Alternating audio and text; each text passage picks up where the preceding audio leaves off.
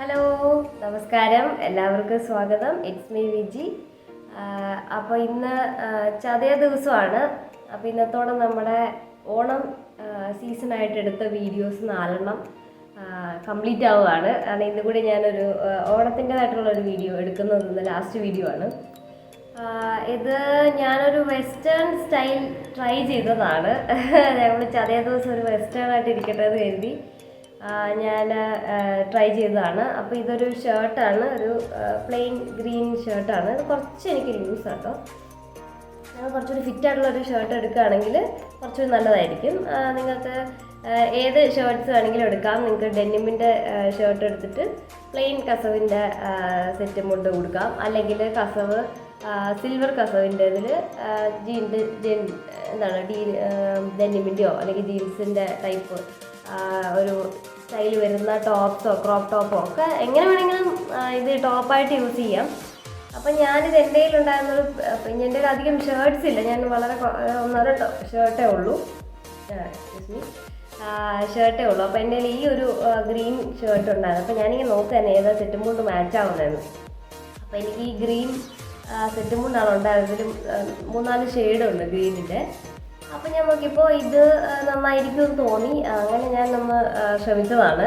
എന്തായാലും കുഴപ്പമില്ലെന്ന് തോന്നുന്നു. ഇതെനിക്ക് ഇത്തിരി ലൂസായതിൻ്റെ ഒരു ചെറിയ പ്രശ്നമേ ഉള്ളൂ. ഇത് ഇവിടെ ഒരു അല്പം ഫിറ്റാണെങ്കിൽ ഓക്കെ ആയിരുന്നേനെ. അപ്പം നിങ്ങൾ അങ്ങനെ ഒരു കാര്യം ശ്രദ്ധിക്കണം.